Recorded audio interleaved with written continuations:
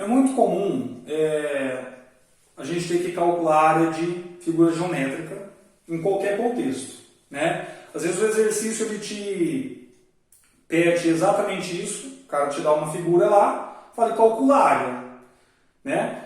Ou se não, às vezes o cara te dá a área e pede para você achar um dos lados, ou para você achar a altura, né? Tudo isso é possível quando você entende o conceito que está por trás de área, né? O que significa o conceito de área? Significa o seguinte: o que é a área de um quadrado? É a quantidade de quadrados unitários que eu consigo colocar dentro do quadrado, de forma que preencha todo o quadrado, né? Então dizer que a área de um quadrado é 4 significa que eu consigo colocar 4 quadradinhos de área 1 lá dentro, né? Agora, e a área de um triângulo?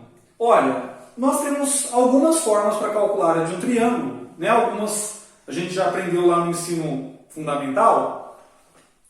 Quando a gente tem altura, né? Lembrando que o triângulo, a área dele vem da onde? A área do paralelogramo, para quem não lembra, é base vezes altura, né? Essa é a área do paralelogramo, certo?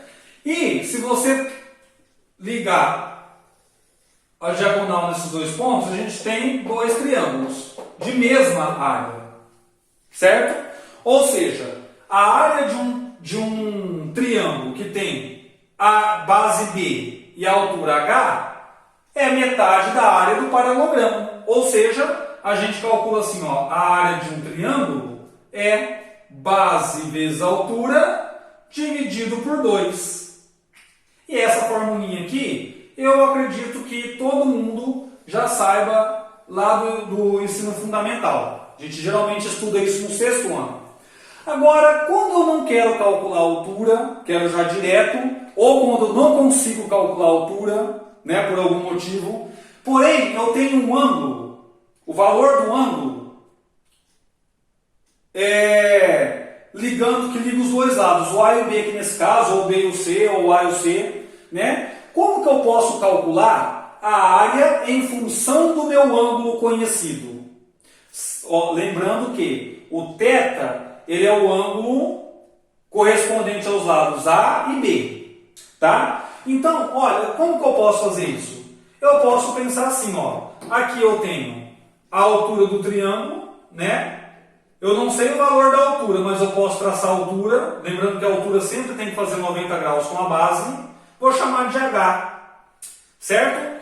Vou escrever a minha altura em função do meu ângulo. Ou seja, como que eu posso fazer isso? Eu tenho, com relação ao ângulo, eu tenho esse triângulo aqui, certo? Que é um triângulo retângulo pela construção da minha altura, né?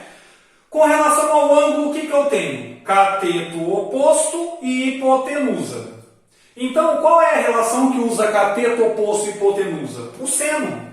Então, eu sei que o seno de θ é cateto oposto sobre hipotenusa. Quer dizer, eu consigo escrever a minha altura H em função do meu ângulo. Passando o A para cá, eu vou ter A seno de θ. Ou seja, a minha altura é dada pela multiplicação do lado A pelo seno de θ. Agora, se eu vier aqui nessa formulinha de cima, base vezes altura dividido por 2, ó.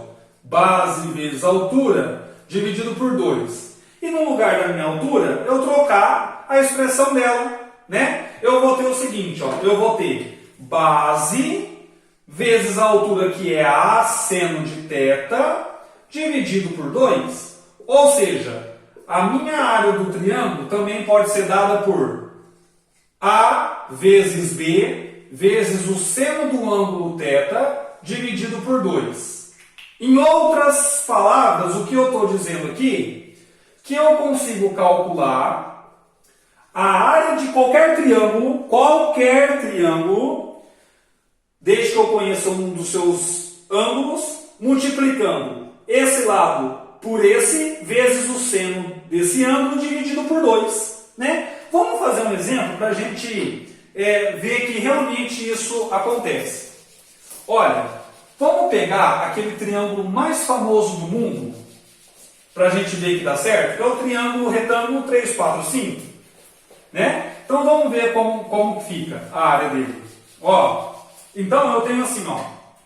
Vamos fazer um exemplo aqui com o triângulo 3, 4, 5. Né? Triângulo retângulo 3, 4, 5. E depois nós vamos fazer também um exemplo assim, ó. Um triângulo qualquer, né? Com lados 9, 10, vou colocar uma unidade de medida aqui, e um ângulo de 30 graus.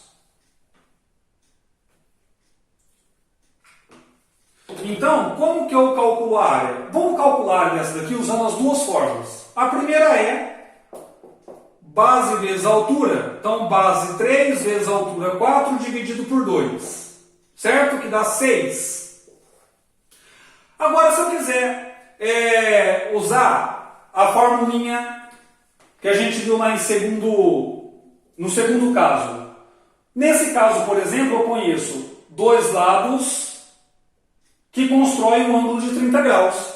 Então, ó, a área do triângulo vai ser 9 vezes 10 vezes o seno de 30 graus dividido por 2. Então, eu tenho 10 por 2 dá 5, né? Então 9 vezes 5. O seno de 30 é meio, então eu sei que a área do meu triângulo é 45 dividido por 2 dá 22,5 centímetros quadrados.